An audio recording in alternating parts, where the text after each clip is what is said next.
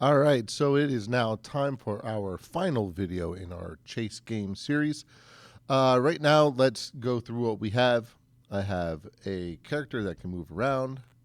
I have an egg, which I'm trying to collect. And then I have a lightning bolt, which actually takes away my lives. And I just noticed I don't have a sound for the lightning bolt. So let me do that real quick. So right here I have, when touching the lightning bolt, my lives remaining will go down by 1, but there's no sound, and I kind of want to throw a sound in there. So a good sound for when you lose a life. Let's see here. Maybe. No. Nope.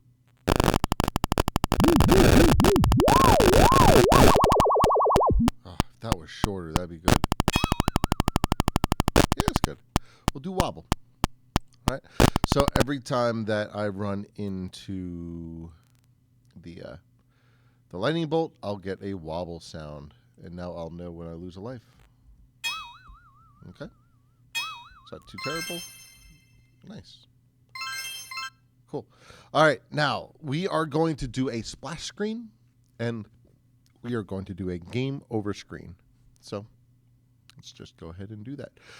Let's do the splash screen first. So you're going to choose a backdrop, and you're going to want to choose something kind of plain. Well, in my opinion, it should be plain, but I guess in your opinion, it could be whatever you want. I'm going to choose wall number 1.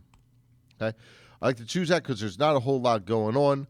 And the first thing I'm going to do is I'm going to click over here above my backdrops button so that stage is highlighted. And when I do that, I could come up here to this backdrops and I can edit my backdrop. First thing I want to do, convert to vector. That means that if I place something in here, such as the name of my game, Chase Example, I can go back and edit it as I see fit. So first, let's make this white. And so here, nothing is selected. If it was still on bitmap, I wouldn't be able to select this and change the size, but I definitely can. And there we are. Chase Example is the name of my game. That's a terrible name for a game, but that's all right. So I'm going to put it up here, and you're going to see up here, oh no, it's covered up. We're going to get rid of that in a second, so don't worry too much about that. So go back into the code. Now, like I said, we need to get rid of all this stuff because the splash screen is the first screen that comes up and kind of introduces you to the game, and you don't really want your pieces up there. So what I'm going to do is I'm going to click on my main character, events. When the green flag is clicked, we are going to change the look. We're going to switch the backdrop to wall 1. This is the name of my backdrop for my splash screen. Switch the backdrop wall 1. And then I'm going to hide my character. So also under looks, I'm going to scroll down a little bit where it says hide and hide. So if I hit the green flag, now my guy is gone. But I got to hide everything else. So let me do that real quick. When the green flag is clicked, we're going to hide. And once again, when the green flag is clicked, we are going to hide. Now, I could have put the hide up in here, but I just decided to make a new string of code. Whatever. It's all right. All right, so now when I click, everything is gone, but I still have these up here. I don't want these up here either. So once again, I am on my main character. I'm going to go into variables, and I'm going to hide both my variables. There's 1, there's 2, and I'm going to change the 1 to score. So now when I click, all I have is the background. But now I need a way to actually get into my game. I'm going to make a button that says start to start the game. So I'm going to go into choose a sprite. And I'm going to grab a button. I like to use button 2. Simply just because it makes me happy. I'm kind of put it in the middle here. And I'm going to go up into costumes. I'm going to write the word start. And I'm going to make sure that's nice and centered. There it is. Now I have a button that says start, but doesn't do anything. Okay? So we need to make it so that when this button is clicked, that everything comes back. So let's go into events. When this sprite is clicked, we are going to, well, I need one of these as well. When the green flag is clicked, I need it to show up. When the spray is clicked, I need it to go away. So looks show when the green flag is clicked, hide when the sprite is clicked. Then I am going to change the backdrop. So when the sprite is clicked, I'm going to change the backdrop, and I'm going to change this to Night City with Street. Okay, so green flag, click, excellent. Now we got to bring everything back. So I'm going to go to my main character. Events. When the backdrop switches to Night City with Street, I'm going to show it. Okay? I'm going to do that with my other two as well.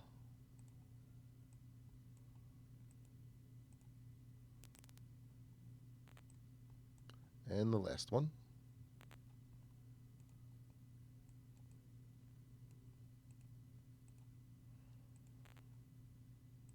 Okay, so now I'm going to click start, and all my people are back. Yay, but where's my score? I need to bring my score back as well. So I'm going to go back into my main character, and just like we have here, hide variables, we're going to do show variables. So variables, show, and show again, and then I'm going to make one of these be score. So now I have my splash screen, and I'm ready to go. Okay. All right. Now, I want it to be when I have lives remaining at 0, I want to have a game over screen. So it's going to be very similar to what we just did, but we're going to choose backdrop.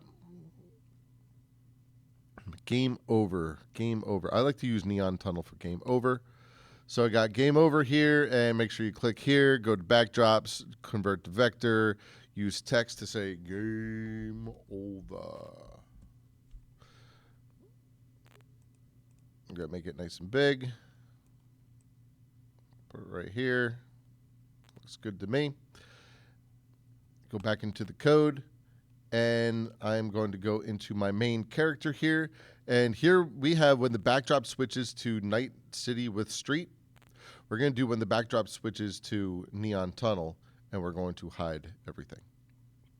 So here we go.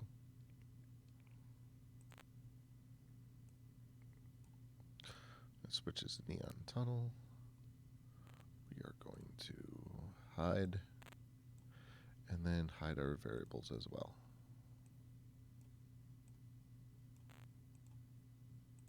Same thing with hatchling and lightning. When it switches to Neon Tunnel, we are going to hide. And lightning, when it switches to Neon Tunnel, we are going to hide.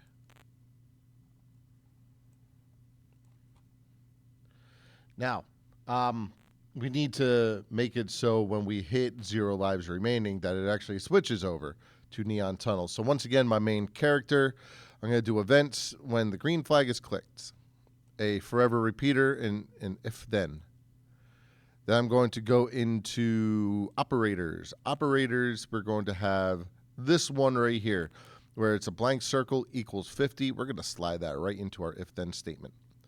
And we don't want it to be 50, we want it to be 0, and we want our lives remaining to be 0. So we're going to come over here to variables. We're going to grab this lives remaining and slide it right here. So green flag for forever. If lives remaining ever equals 0, then we're going to switch to this background. So we're going to go to looks, switch background to Neon Tunnel. Let's test that out. Start. Okay, 3, 2, 1. All right, game over. Now I could put game over. I could put other things down there like you lose, you're the worst, or whatever. But also, I could bring my button back. Okay, so that's actually what I'm going to do. I'm going to bring my start button so you can kind of restart the game. So I'm going to go to events when the backdrop switches to Neon Tunnel. I'm going to switch. No.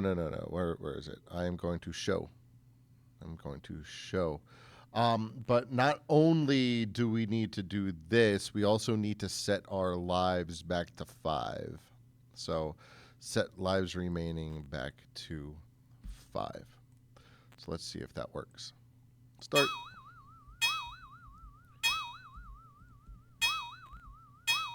All right, game over, but my start button is here. There we go. Start all over again.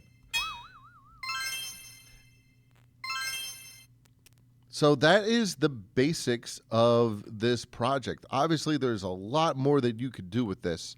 You could have a lot more animations. You can have it so you can guarantee that your bad guy is not starting on top of your character. You could do a lot, but this is the absolute basics, and this is what I'm looking for your game. So that's it. Once again, take your time. You can repeat this video as many times as you want, and just make it happen. Thank you very much, and good luck with your game.